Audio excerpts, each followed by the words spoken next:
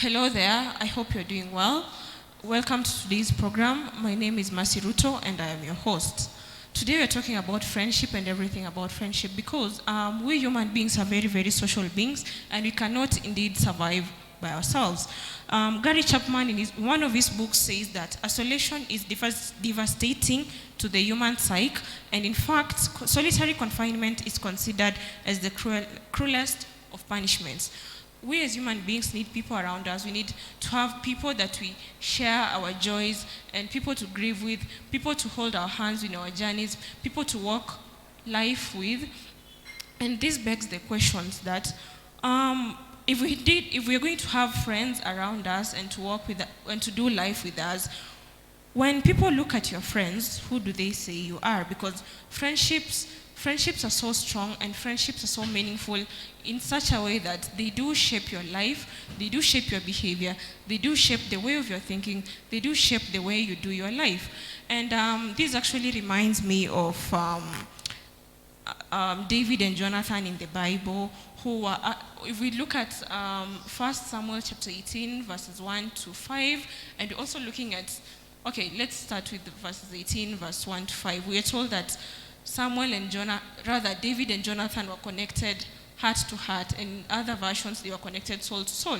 And we also we also told in the Bible that actually Jonathan went ahead to warn David of his killing. You know, we all know that King Saul always wanted to kill Jonathan, and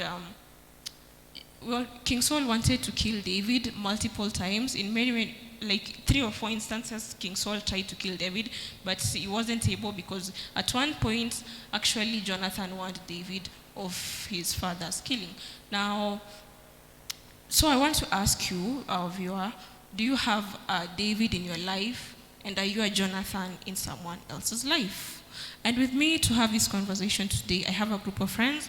I have 2 beautiful ladies and 2 gentlemen with me here in the program today. And I will start with the person seated on my immediate right. Karibu to the program, everybody. I'm so excited for today's topic and can't wait to hear from you.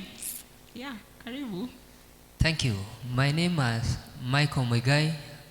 I'm a member of this church, born again Christian, and I'm happy to be in this show. So welcome as we talk. As friends, we are going to talk much more. Thank you. Hello, my name is Jane Kiarie, and I'm really excited to be here with Mercy on this talk show. And I look forward to discussing much more about friendships and everything that it entails to the glory of God and edification of those friendships. Thank you. Hello, praise Jesus. My name's Joseph Kasaine. I'm super excited to be live. Whether it's my first time to be here. And, we thank God. I know that this is the journey of going Citizen Live and TV. It begins here. Yeah. God bless you.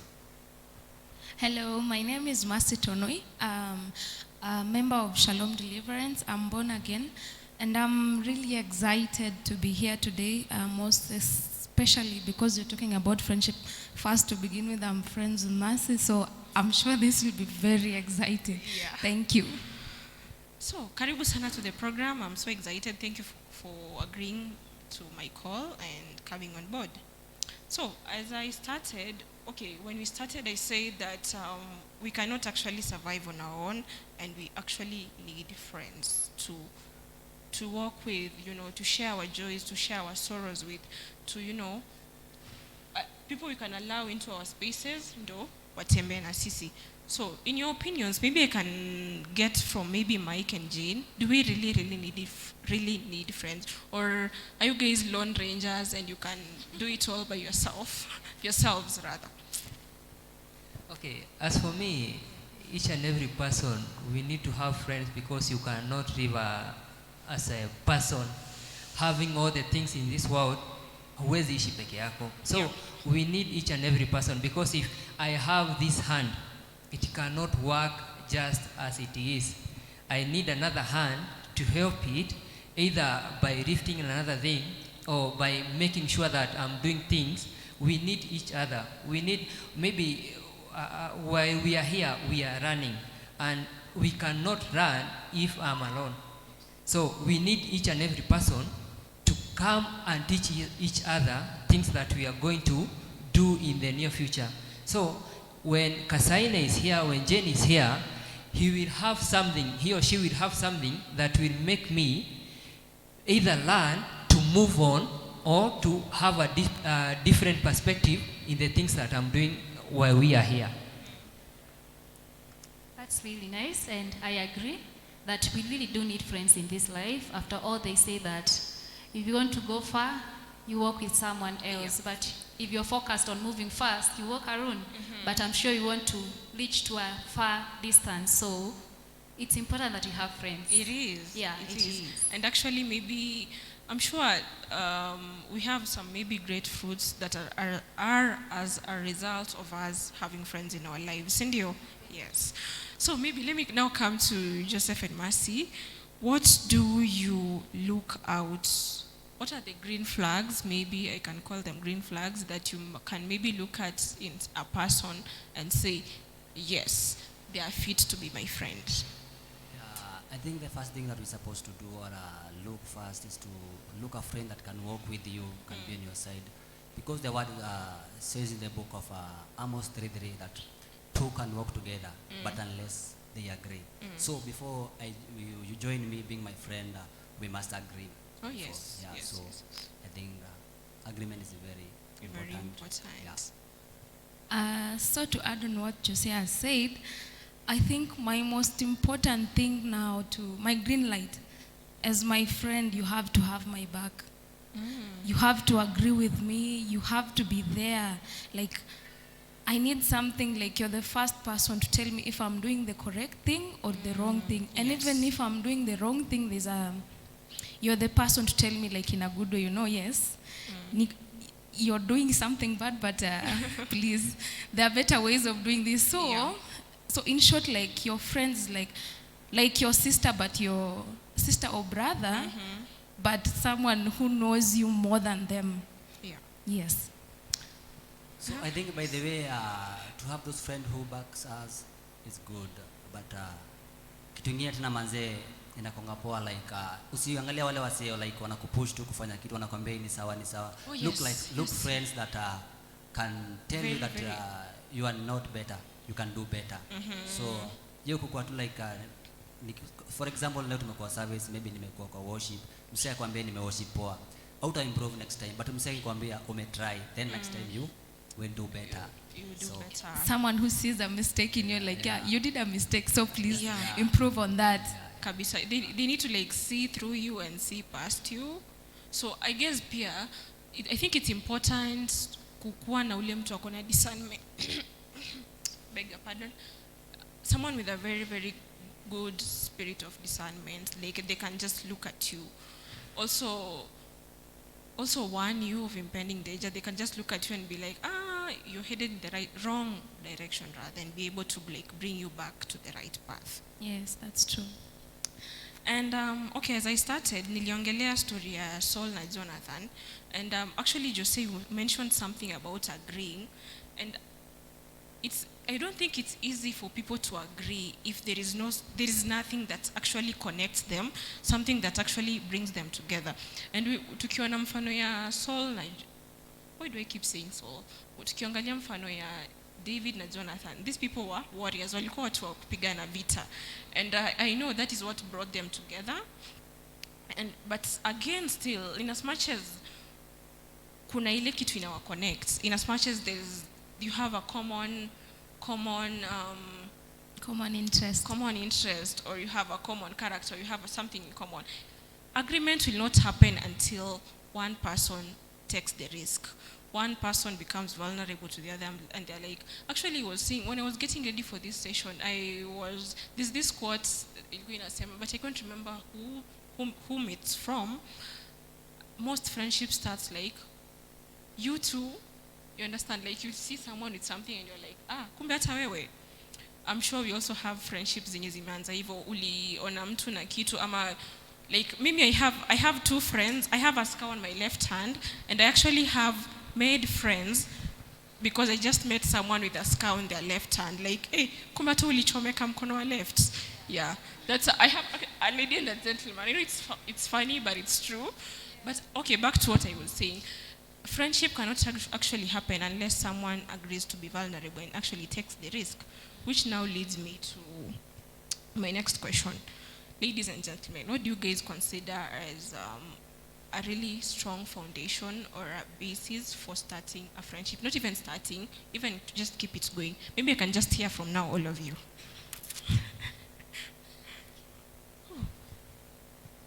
Okay, when we talk about foundations, you find that when people meet, there are some things that they do in common. Maybe we met in this church. Na tulipokutana, we met as youth. So we were brought together by a single thing. One is salvation. Another thing is the friendship that we have, like sai tuko hapa hivi.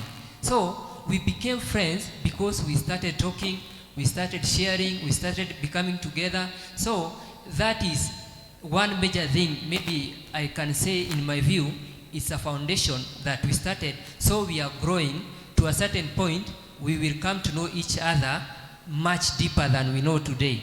So we have to maybe stay closer or do many things that maybe, like you said, you met a friend mwenye alikuwa nasikaa kwa mkono kama wewe. So if I find a person here mwenye tunaongea and then we are doing the same things, or maybe even our careers are the same, we are going to be close and our foundation of friendship is going to be much stronger. So that's my view. Okay. I like what you said. You mentioned something about one person has like to go down or something, Yes. to the other person so that a friendship can start. And actually one of my friends keeps saying that about intentionality. Yes. You know, you have to be Yes. intentional Yes. about starting a friendship with someone. Yeah, I remember actually when I joined this church, there's this lady I used to see in church, and I somehow felt like maybe we could be good friends, but sorry to say I've not been intentional about it. But I'm challenged. Maybe I'll take a step and approach her or something. Yes. But it's really good what he has said. And I think friendship basically happens when maybe you meet yourself in the same circumstances at the initial change. Maybe it can be you met in school, you met in church, you're in the same profession, you're in the same fellowship, your colleagues at work. Those are circumstances that usually push us together. Yes. But then you can't be together with someone, you can be in the same circumstance, but that does not necessarily make you friends. Yes. No, that's where intentionality comes in. You have to be intentional that I want to be Mercy's friend. So the first thing is you definitely have to speak to her. You cannot just maybe be seeing her from a distance and assuming now you're friends. So you have to approach the person that you want to become friends with. That's being intentional about it. And then of course you have to work towards now building that friendship, maybe by constant communication and all those things. And that's how you begin now to be on that journey of friendship. Yeah. And yeah, we'll see where the boat sails. Yeah. Thank you.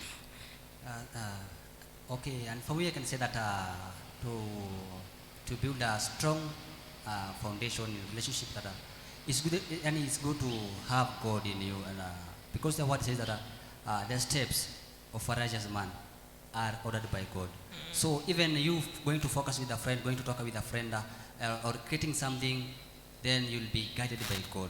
It's not you, but God in you. So it's good then to have God, and then getting the right friendship will happen. Yeah. Mine, I'll say as a story. So I have a friend called Martha, and so when I joined college, my first year, first semester, we were in the same class, but we never used to talk. So there's a food planet in our school. We used to meet like all the time buying food. Like after every class, like that's the meeting point we meet. So I'm like, hey, who is this person? Like every time she's hungry, I'm hungry. So like what nini natufanyani tuna meet up all the time. So nikasema maybe atanikata. So until now one time she's like, hey, na nimekuwa nikuonanga kila siku hapa hivi, unapanga line uko either mbele yangu ama niko nyuma yako. So like are you always hungry kama mimi? I'm like, yeah.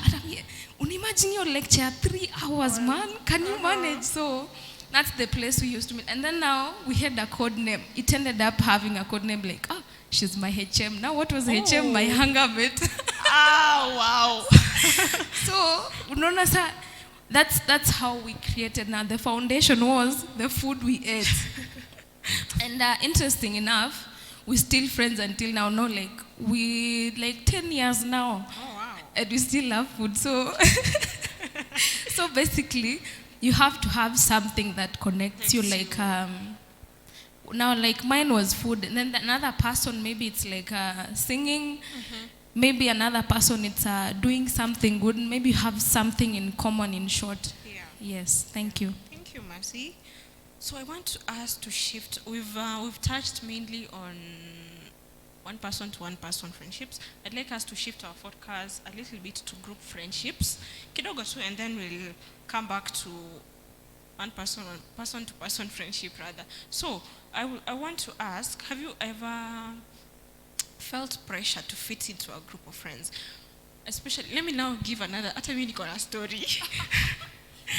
So when we came to Shalom in 2011, I think so.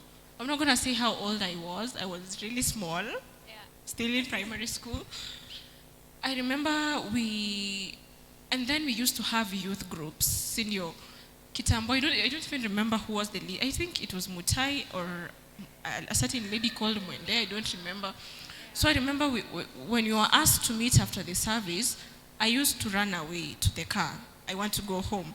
And why? What is the reason? I felt really, really young. I don't know. I always feel young. Maybe when I want to get into any space, naonanga tu niko mdogo for some very, very weird reason. I don't know. I'm over 20 right now, and I still feel young to put myself into certain spaces. So now let's go back. That was my story about pressure to fit in. I never thought I would fit into this youth group and connect with these people because I felt they were too old for me to be there. I didn't feel like I felt like I deserved to be in a different group of much, much, much younger Christian young people.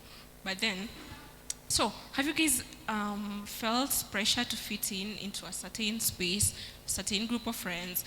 And it doesn't have to be necessarily wale mabeshte wanakupeleka in the wrong directions. There are meaningful groups of friends that can really take you far, take you places, but you still feel the pressure to fit in. For one reason or the other. Maybe it's age like me, or maybe you feel you're too fat to fit to fit into a certain group of friends, or you're too short.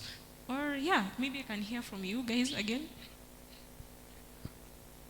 Okay, when we talk about pressure, I know it's obvious each and every person will fit himself in such a state.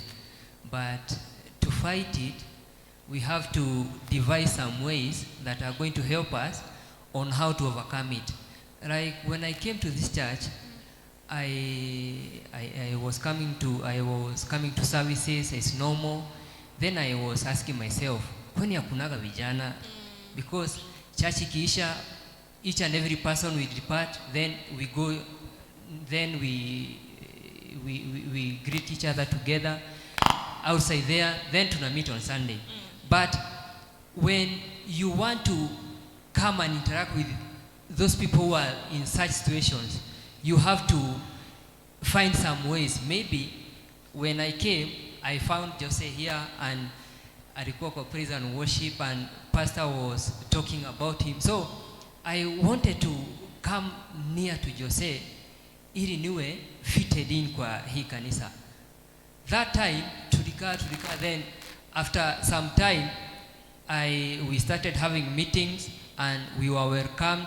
So our chairman told us that we have to interact so that each and every person will feel to be one of us in this church, so that each and every person will interact, and then hatutakuwa na ile shida ya hata ukimiti mtu huko nje utamwambia we, utakuwa ukiongea na yeye, then you call him by his name.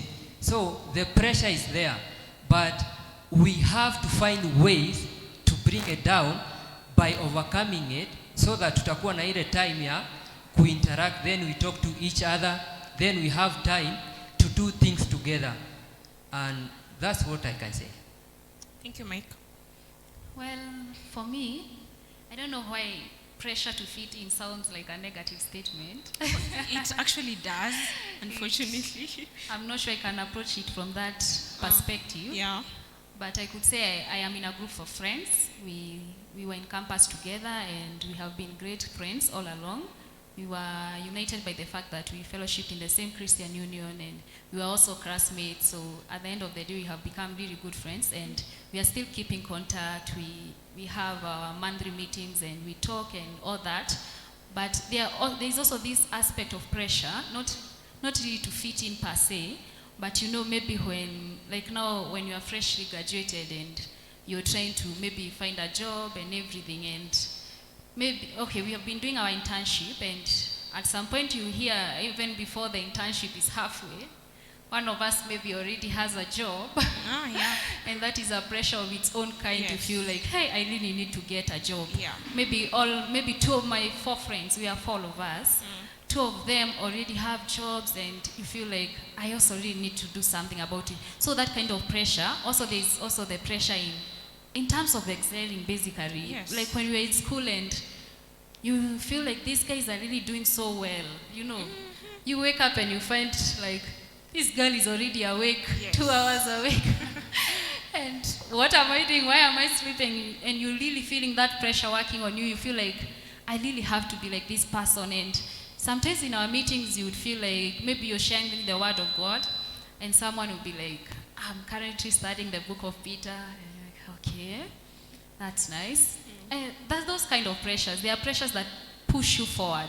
They make you want to be better, Yes. but they are still pressures in their own way. Yeah. Of course, there are pressures also maybe about relationships.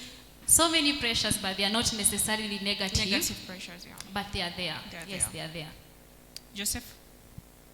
Okay. So for me now, pressure, what is pressure? I'll say to what has happened to me. So when I joined a college in Nairobi, my classmates, so we were a class of 6 people. And like all of them were married and had kids. Now, like after class, you're like, you know, my kid, she doesn't eat this, she doesn't eat this. And then you, like, they have something in common. One is married, one has a business, and me, I just graduated and I'm like, now let me add this and then it will help in my career, right? Yeah. So, now trying to fit in, like, what do I say? How do I start? Yes. But now with time, I'm like, first of all, learn to listen. Listen to what they're saying. Now, if you listen, for example, one said, my child can't take any goat product. So you're like, oh, now, kama sasa hakuli hiyo, what option do you have? Now that's how I join in. You find something, you listen first. After listening, now you get to understand what to say, the appropriate what, so that you don't go off guard again. Like, yes. someone will feel like, now what are you saying? Yes. Are you really serious? Or you can even be offensive in the Yeah, process. exactly, and Yeah. you have no idea. Yeah, so that's it. So pressure ziko. Ziko Only kabisa. that zinakuja zimevaa nguo different. They're never the same Exactly. for everyone. So, in the same context of group friendships, sisi wote here, we belong to this church and we all belong to Joshua Generation, which is our youth group. We are called Joshua Generation. It's the young people, mature youths rather, and we all actually belong there. So I remember kuna time niliwambianga in one of our 2 meetings, mkuwe marafiki, mjuane. So my question, why is it so hard for people to actually get along in group friendships where they should get along in the first place? Because if we are to achieve the objectives of the group, hatuwezi tembea kila mtu peke yake, you have to work together. So why, in your opinion, maybe I can hear from Mike and Jane, or whoever, why do you think it's so hard for people to actually get along in groups? Okay. To some extent, you find that in each and every group that you go and meet with, their vision, their motives, their things that they want to accomplish. So it will be hard for you to come and just fit in, then start talking or saying things, and then you don't know which foundation are they laying. So where do I start? Or what can I do to know what they want? So in such a situation, like in our church here, coming and taking a time to talk to people, we had to wait first because we never knew that the Joshua generation group, we never knew the foundation, we never knew whether you have a structured vision or some kind of motives that you want to come up with so that you can make sure that the group has stood to the place that you want. Yes. So to such scenarios, we have to first of all listen. After listening, then you inquire what they are doing or the programs that they have been following, so that you are going to lay out your foundations, or you are going to have things that are going to make you to fit into the group. Okay, maybe if I can pick on what you've said, Yeah. you need people to be actually informed on what is going on. You need people to be aware of what it is that actually, what are the goals, what are the objectives of the friendship group. And by the way, it's very, very hard to convince someone to work with you when they don't know where they are going. If you don't have a destination in mind, then I can't be on that journey, isn't it? Yeah. I think it's the same for all of us. So yeah, thank you, Mike, for that. It's very, very important, which actually I think lays emphasis on communication. Yeah. For either if it's friendship between two people, or whether it's a group of friends who are relating. Yeah, because you cannot be friends and we are very new to each other. Then I have to know if you are my friend and I have to be a friend. I have to know, do you like this or do you like this, so that I can be choosy. I will not go to that lane. Yes. So that sitakukwaza. Yeah. That is what we are supposed to be doing. And I think it's something actually people ignore. People actually do not take time to answer, to ask rather, what can you tolerate and what can you not tolerate, which is, we're actually getting to that. And I think it is very important to know what actually offends someone, what can someone not put up with, so that you're not walking on eggshells in a friendship. Ukwe too free, and bora tu you're doing the right things. So thank you. So maybe I can just remind you, what we were talking about is, why do we not get along in groups of friends? Yeah. Okay. Why don't we get along in a group of people? Now, for example, if now there's a group, like now I was telling you the married people and I'm single.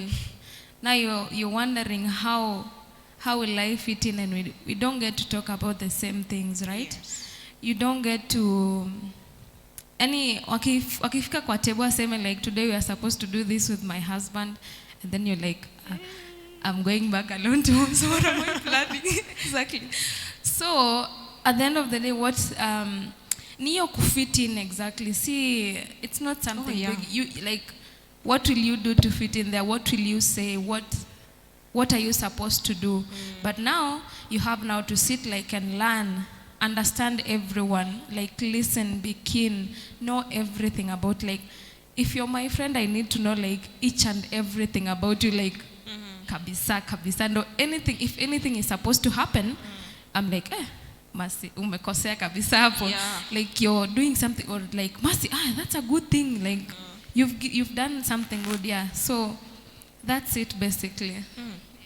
You've actually said that you need to know or know everything about someone. People are different. I'm actually introverted, and I know a lot of people cannot believe that I'm an introvert. And I'm often, nearly 90% of the time, I never give details and information as I should. I guess I'm just poor in communicating, and I'm actually working on it, so don't come at me. So how do you handle a scenario where someone maybe hajui to communicate, or they just choose to withhold information? Yeah. And in as much as even in a situation where you are really trying to get along with them, na hakuambi anything, you're always guessing where they are, what they like, what they... Hey, watu wengine tunasumbua sana, like, I'm very... Okay, let me not say what I am. So, okay. Me, myself also, Nico, I'm introverted, of course. So, for example, let's just say like now our friendship. Yeah. We've been in Shalom like our whole lives, but we became friends like months ago. Like, sister. Actually, a wedding brought us together. Exactly. So you see, it took time. Unajua sasa kabla, me myself nasemanga like I need to sit down and see, are you someone who can understand me? Yes. Understand my complication because I'm very complicated. So am I. So you see, we like, a lot of things you have to sit down like Masi anapendanga kunyamaza sana. Me myself also, like before I be your friend, nitakuwa na act like we are strangers totally. Kabisa. Like, nikikuja church like hi, like even that hi sometimes doesn't happen. Not there, yeah. Yes, so I think it's just about taking time to know that person like from afar before sasa like mkuje kukaa naye chini ndio sasa mnafind you have everything in common. For example, tuko tunaongea na Masi kwa hiyo harusi like, oh guy unakuanga hata hivi, Jesus, kumbe we have someone like who is also like together. And then now we have something in common. Number one, hair. A lot of hair. And like, are you sisters or something? I'm like, apana. No. And that's how our friendship started. Yeah. So I think it's just taking time, understanding someone else. Yes, understanding, like totally understanding down to the core. Mm-hmm. Yes. Thank you, Masi. Yes, Kasaine? Yeah, maybe niadi kitu tu hapo niseme like understanding matters a lot, by the way. Then because you can find me, I love doing things and I love being friendship with people, but hiyo manze kuongea unapata manze sometimes inakuwa hard. So hiyo manze ukini understand, then it can be better and we can live long. Yeah. Yeah. And actually umesema being understanding. I was listening to a certain video online, YouTube video, na iko inasema we need to be very very gracious in friendships. Don't be usikue ule mtu waku one makosa and you are out. No. Yeah. Forgive. Second chance. Give people second chances. Be gracious to them. Usiwakazie sana. So, and I think one thing or something else about being understanding, you cannot be understanding if you're not showing grace to people. Sindio? Yeah. So, I want us to jump. Of course, there's zile activities apart from honesty, communication, transparency, there are just things you need to do as friends. You know, ikweni hiking or whatever. Is it really healthy? I know these are very very healthy activities. And actually, if you're not having lunches and what's not with your friends, it just raises questions. So maybe ebu kila mtu atuambie activity moja ile wanafanyanga na beshte yake. Maybe it's food. Okay, food is involved. Of course, hiyo ni lazima. Food and walks. I think it's food and walks for me, and maybe sleepovers. Yeah. So, as for me, I'm a fan of watching movies. Maybe when I'm not watching movies, we walk with friends, tunazunguka town, or we go either outside town, tuna hike, then we come back and we enjoy. Because friendship is all around. We make each and every person happy, then we make ourselves happy. Then after going around and making sure that we are doing things together, we come up with ideas ambazo zitatusaidia. Maybe you can go out, then you meet people who are different and they are going to change you. Then in that process of changing you, you become friends. Because when you meet a person na mmekuwa na interest ambayo ni sawa, the friendship starts there. So na sioni kitu ambacho kitakuja kuifanya ikue for it to come to an end where you have something that you are doing together. So that is what I can say. Thank you. Well, I think it floated around the same thing: food, walks, movies, sleepovers, missions, video talks, group calls, all those things. Oh, wow. Zako ni mingi. The list could go on and on. So, yeah, that's... Maybe my fun is watching cartoons. The way I'm a fan of cartoons. Wow. I love cartoons. Hata animation. Wait, cartoons. Animation. Where am you and your friends? Okay, maybe ni venye tuko wadogo tuko tumerezio coach TV. Oh, yeah. So ukiwa mkubwa unapata hizo. You've not grown out of them. Outgrown them. Okay. Traveling is a fun. Yeah. I love traveling. Good. Yeah. So for me, back to my friend Martha. So after we cleared, not high school, college. Now in 2018, I have other friends who are my friends also. So we organized now how I got to have a group of 6 closest friends. So our class was let's go to Kisumu juu sasa tumemaliza college, tumemalizana na kila kitu, tumegraduate. So we meet, we have fun, we party, we go to the fish point, twende boat ride. Now we organized a group of 30, but only 6 people came. What? So that was bad. Now out of that, now the 6 people who came now tukakuwa sa tight friends, and tukaendelea. Now mali tumefika sahi, it's imefika point yenye tunasema we have to visit our parents. Na walisha saa kuja kwetu, so now we have to go each and every home to know nijue kwenu, nijue kwako, nijue kwa mwingine. Now in case of kesho Masi yako na harusi, you know where to go. Hello Masi, direction ya kwenu ikoje? Are you my friend? Pin location. Yeah, pin location, surely. It makes sense. So I think it's just about that, and also traveling. When you umesema kwenda Mombasa, kwenda Nakuru, you see, basically everything. Yes. And Masi umesema kitu ingine very, very important. And I was reading, and one sign of healthy friendships is when people know you're friends with someone. So when you invite people that are close to you, whether it's other friends or your family, it's not wrong for your family to know, hey, you're friends with so and so. It's really healthy, and actually itawasaidia hata msikosane. You know, when your parents know someone, it's different. Yeah, by the way, unaona ukifikanga home sahi ulizwe na beshte yako ni nani, by the way.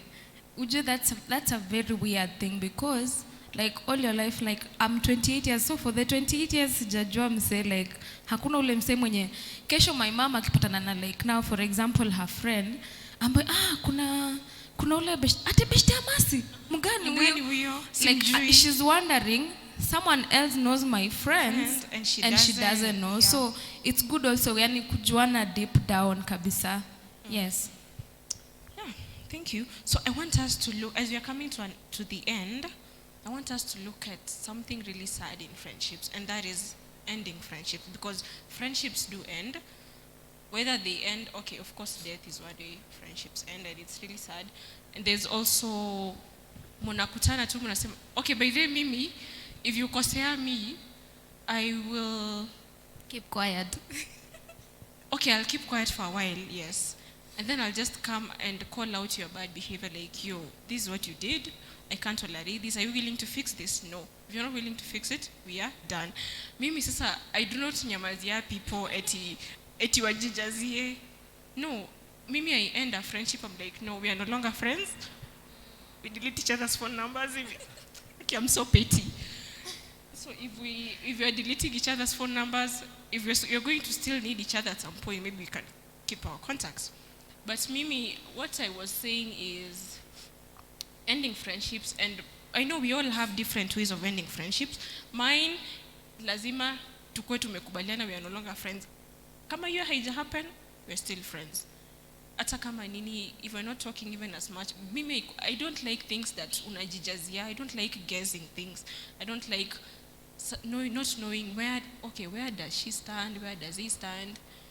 I feel like, and that is really, really sad, that sometimes friendships do have to end. Actually, they have to end. If maybe, kuna vizile vitu zinatukutanisha, which are very, very important. And maybe values. I really value my values. I can't emphasize more. I really value my values, and I feel if I feel like you are overstepping, or okay, I'm actually getting to boundaries as well. Actually, I forgot. Can we talk about boundaries first before we talk about ending friendships? Do you think boundaries are important, and what roles do they play in friendships? Before we get to ending friendships. How? Do you think we need boundaries in friendships? Ama tu tuna free spirit kwa friendships? We should not free spirit in friendships. We need to have rules. Lakini rules are a bit too Itakuwa stingy. maybe boundaries. And actually we were talking about, okay, maybe I'm getting it wrong. And I feel like boundaries, if you have them, they are important. But I feel like if you verbalize them, if you voice them and make the other party know that this is where I draw the line, that is how they work. If you kama sasa unasema, you cannot say something negative about my family when I'm listening to you, or whether I'm not listening to you, and you've not, kama sijakwambia, it's as good as not having a boundary. Sindio? So maybe you can see if we actually need boundaries in our friendships and what roles they play. And maybe you can even go ahead and give one boundary, if you're okay sharing one boundary that you have set or you've drawn in your friendships and relationships. Yeah. Let's start with Mercy today. Okay. So I'll say an example of boundaries, like when it comes to girls, like yes, you can know the guy I'm dating, everything unaweza mpigia, like in case of any emergency, but in no way can you talk to him, like in no way can you like talk to him without me knowing.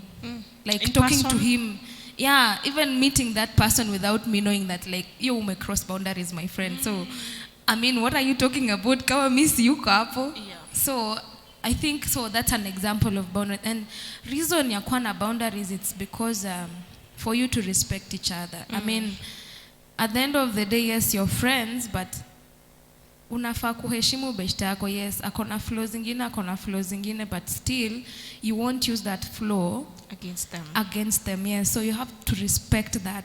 Now, I mean, actually, kuwa na your boundaries in a make friendship strong. Yes. You say? When nipokuwa na boundaries juu, then you find watu kama sisi tunaongea na watu wengi, tunakuwa na watu wengi huko nje, that is you, as we know that si kila msee amekoka, si ndo?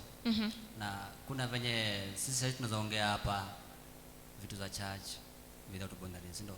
Na sisi pelekea mtu mwingine hiyo story huko nje. Yes. So it's good to have boundaries in life and in everything that we do. Yeah. Thank you, Jose. Okay. I think I should start by saying I'm not introverted. So I don't really have so many boundary issues, especially with my female friends. Wow, I need to be your friend. Wow. I have a lot of female friends, and I have not found myself struggling with boundary issues. Maybe because I'm maybe so open or something. But where I feel like I really like to emphasize boundaries is when it comes with friendship with the opposite gender, you know. Yeah, like, I really don't like touchy guys, you know.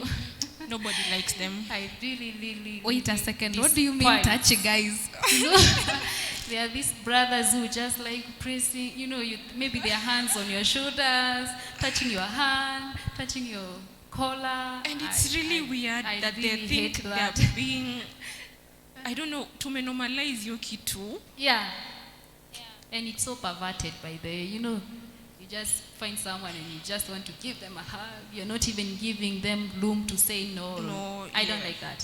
So that's one of the boundaries. I could say many of them when it comes to the males. But with the females, not much. I really would have to think deep about that.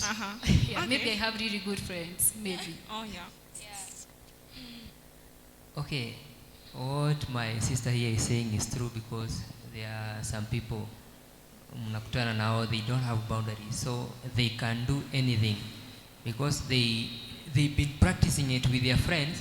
Hata wakifika kwako, they don't see it as a big deal.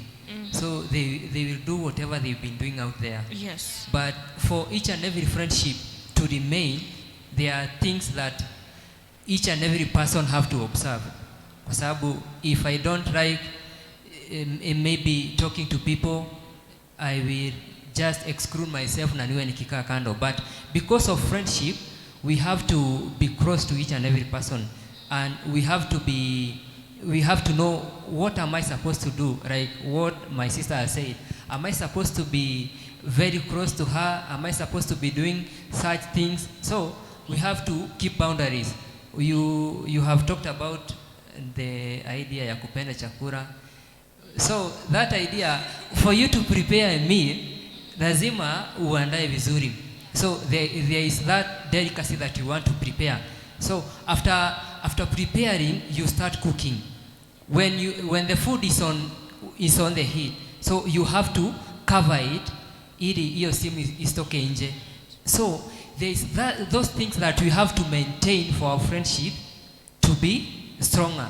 So kuna ile idea ambayo nitakuja kwako, then utaona mimi sijakufurahisha, and for that case, if we are friends here, for that case, if a person here atakuja kwako na afanye kitu ambacho wewe upendi, as for me, huwa nasema be free to tell me that umenikosea, you are not supposed to do what you've done, so that I will respect you and I will do what you want for our friendship to be strong, and entirely for the kingdom of God to remain strong, and for people to desire to come and get saved.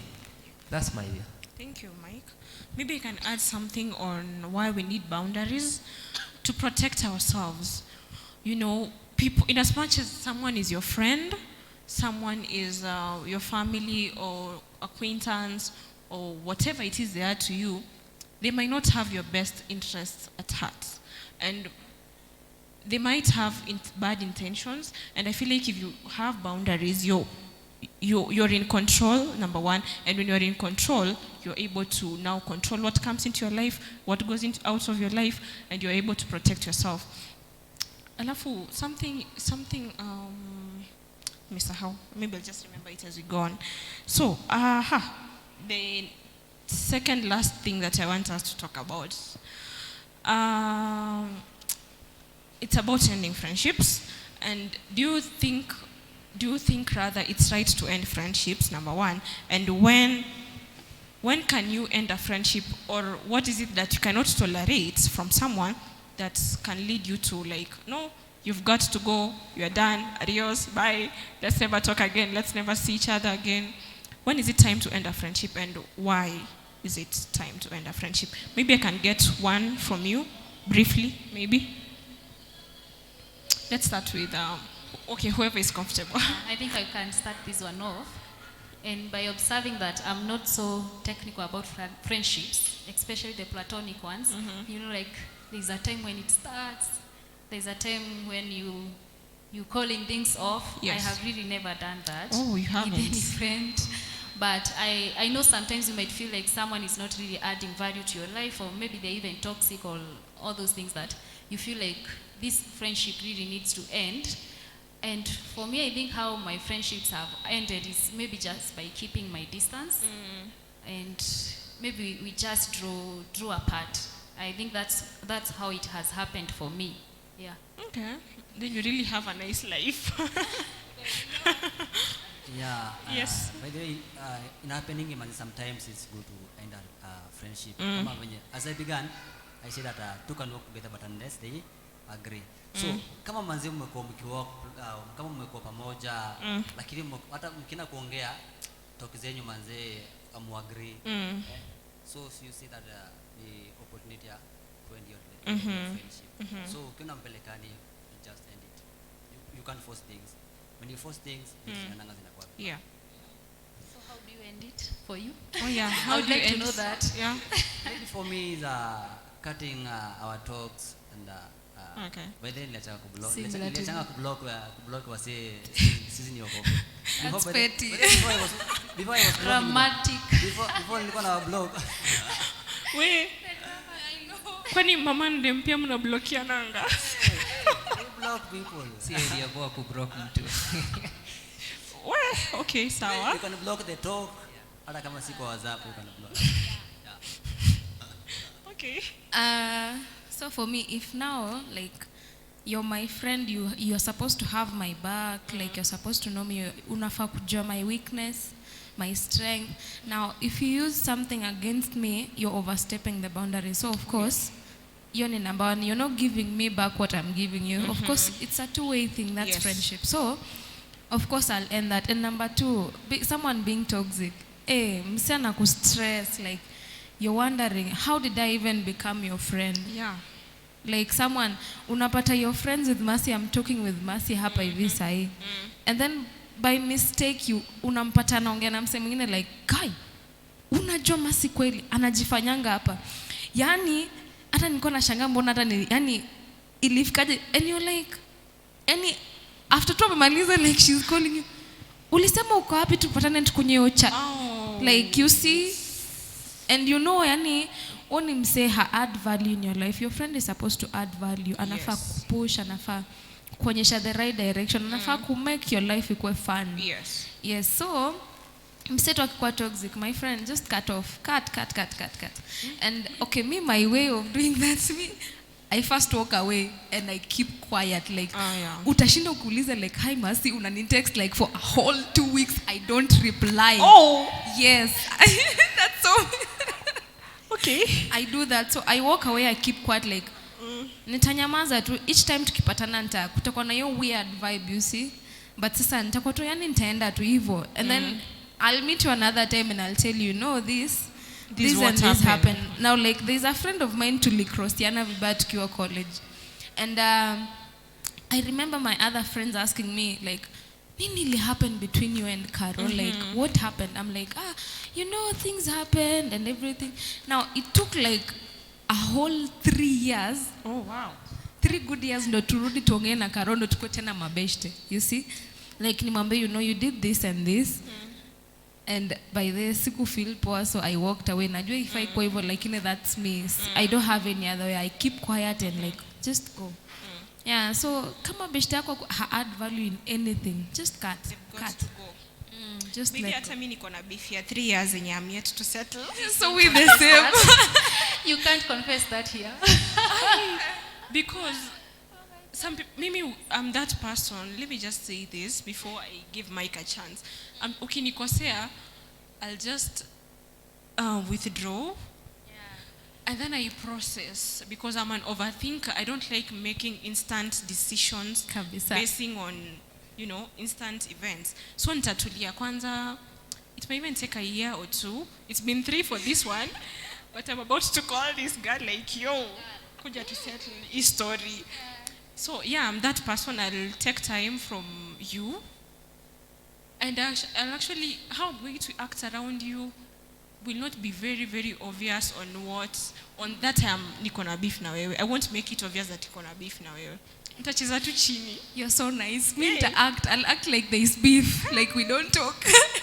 Mimi, I'm just strong. I think, but that's how I am. But conflict resolution is very, very important. I do resolve conflicts. Siziachangi hivyo. Naipea time, but nazirudia. So, this one is a big one. So it needs time. Okay. I have heard your story, so I know you are waiting to hear from me. Yes. How I end my friendships. It's very hard to end a friendship, or let me use the word relationship, because we are relating together. Yes. And we have something in common between us. It's very hard, but you find that when a person has wronged you or has gone against what you want, as for me, I will not just use it like we do when we are holding brakes, kama za gari, then you step mara moja like that.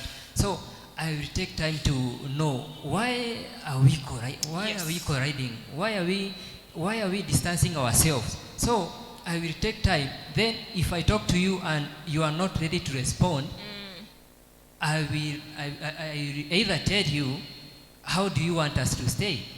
Do you want us to live as enemies or as friends? So I will not just end it like when you mmesema hapa and then we stay like 3 years hatuongei. It's very hard for me. So we'll be talking because I want to consider another thing, that we are Christians. Yes. And we claim that we are seeking the kingdom of God. So if at times huwa najieka kwa a situation, if Jesus comes and requests me or asks me, why are you not talking to your brother and you are saying that you love me? And you know the Bible says we cannot love God while we have issues with our friends. Brothers, So yes. it will be very hard to say that you are a saved person and you have issues with other people, and then you just want to proceed or to move on and to make other things to come up. That's why we also have issues. Like hapa kwa group ya Joshua Generations, mimi siongei na fulani, another person is not talking to another person, so tunakuwa na issues. So you find that we are claiming to be friends, but in that group almost 90% we are enemies. Yes. So we are not supposed to end our relationship just like that, or we keep quiet. We are supposed to follow. Why are we fighting? Why are we not going into terms with each other? Allow me to say I'm surprised. Yeah. There is the option of, are we going to be friends or enemies? There's that option of being enemies. I didn't know that. In each and everything that we do or we have in this world, we have option. Like here we are. We have option of loving God or going to serve the other side of the Satan. Enemies is too extreme. Yeah, I feel like I also feel the same. So after the session, we are going to do, or we are going to maybe change or come up with something that will help us not to be enemies. Yeah. I think we can say instead of being enemies, yes, we can still be friends, but kuna hiyo sasa hiyo, like we can't talk the way we used to talk, you see. Acquaintances. Yes, like I know you, hi, are you doing good? Yes, I'm doing good, and that's it. So, okay, yes, well, you're not my enemy, you see. I don't see anything bad in you, but still, there's something changed. Yes. So there You are see? boundaries. Yes, boundaries sasa kama ilikuwa moja, Zinakuwa inakuwa firm. 100. You see? So, that's it. Huwezi kasasi, okay, I can't say it's an enemy, so Yeah. ni to increase to boundaries, like kama ulikuwa mnafanya hivi, you cut off that, like we don't do that together, we don't talk anymore. But I can just check on you, are you doing good? Hivyo, and that's it. So it's not becoming enemies. We look for a chance to revive the friendship.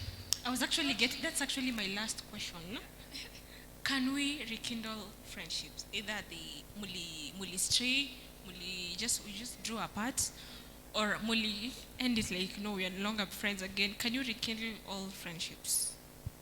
Ama tu kama ni beshte yako ulikuwa umesema atakuwa kwa bridal party yako, unamtoa kwa bridal party, una delete number, unasema wewe si rafiki yangu. These petty things that we just do. Can you guys rekindle a friendship? Yes, the answer should be a simple yes. Yes. Friendships can be rekindled. Rekindled. Yeah. Okay, Jen? Yes, thank you. For me, it depends. It depends with the Depends intensity of what happened. Oh, Yes. So kama ilikuwa ile kitu strong, I mean, of course, yes, kuna, now for my case, like me and Caro in college, something really bad happened. I can say it's so bad that, and nikiambianga mtu, like, we got back to be friends, like, people are still wondering, like, what really happened mpaka mkarikindle. So we had to just sit down, like, ulifanya hivi, ukafanya hivi, and you know, you did something yenye ilini affect, like, you were my friend, you were my first sister when in college, like, sister, you knew me too bad, like, and mpaka my mama nakujana, like, ending everything is like, it's so bad. So rekindling, yes, depends on the intensity of what happened. So you can just be friends, or we can be like really close friends. But yes, I can say yes and no. It and depends. it's actually maturity. Exactly. It's actually maturity. Everything about communicating and having the conversation, it just shows the level of maturity. I feel like vitu zingine tu zinakuwa utoto lakini. Okay, Joseph. Joseph, we are running out of time. Siwezi hadi kitu hapo, lazima tu like it's yes. Yes. Simple yes. Eh, Jen na Joseph mko na very, very direct, straightforward. Mike? I will not add, but the things that we are saying, they are raising other issues. So we will come and add up something else. Well, okay. For me, would I rekindle a friendship? It will depend on what happened. Yes, it will depend on what actually happened. Kama ni ku draw apart, like from my friends, most of them actually from high school, I don't mind, it's just a case of drawing apart. Someone did something and someone said something, no. But if it's something that we actually sat down and ended the friendship, it's going to have to depend on, number one, the intention. We have to be more intentional if you're giving us a second chance. And number two is going to depend on the intensity of whatever happened, whatever ended the friendship. Of course, if there are trust issues involved, if trust was broken, that's a bit complex because trust cannot really be repaired, okay, in my opinion. Yeah. But it can if, unakuwa too gracious. But vitu zingine you just grow out, outgrow na age. Kuna vitu tu kizidi kwa mkubwa unaona, this is nothing, because you are younger then and you're older now. So, final remarks and let's end the program. Tumeongea. Tumepiga mastori hapa. Okay, tuanze wapi? Final remarks. So, I'm happy for the show, and I know we've said something that is going to open up our minds and we are going to help someone. So, thank you for giving us this chance. I'm grateful. You're welcome. Okay, I would like just to clarify that I think friendships can be rekindled, but not all friendships will be possible to rekindle. Yes. And maybe also to comment that the Bible really does not recommend keeping grudges. Mm-hmm. So as much as it is in our power to do so, let's do our best to keep at peace with everyone. Yes. And it was great having this session, and I hope we can have a follow-up discussion, maybe even outside the show. Yes. And maybe another time if possible. Thank you so much. It was a pleasure. You're welcome. Thank you so much, Mercy. By the way, I'm very grateful having this conversation. Mm-hmm. By the way, I didn't prepare, but I just did what you is too. in me. And what I know about my experience. I'm really grateful. Thank you very much. To finish up, I'll say what we are learning is that friendship is important. We can't live without them. And friends help us learn, help us understand each other. I mean, uni, your sister, your brother. Oh, and by the way, friendship can be like, it's only like me and Jen can be friends. Even with Kasaina, I can be friends and like nothing happens. So friendship is like, you have to support one another, do everything at their Proverbs best. 18:24. Exactly. Proverbs 18:24. People. Yeah. And I'm glad to be here. Even though Saskon Meditarisha, I'm like, nitasema tu kenye happen, and I'll say using our friendship. So yeah, I'm happy and thank you. You're welcome. So, it's been great. It's been, oh wow, we are slightly over an hour. Tumekuwa hapa over an hour, wow. So, we've come to the end of today's program. I am so glad it went well. Na tumeongea, tumesema vitu mingi. I hope you can learn, I hope you can grow from it, and I hope you can take something with you that you're going to actually not just listen, but apply it in your friendships. Great conversations always happening here on Mercy Talk Show. See you next time. God bless you. Bye.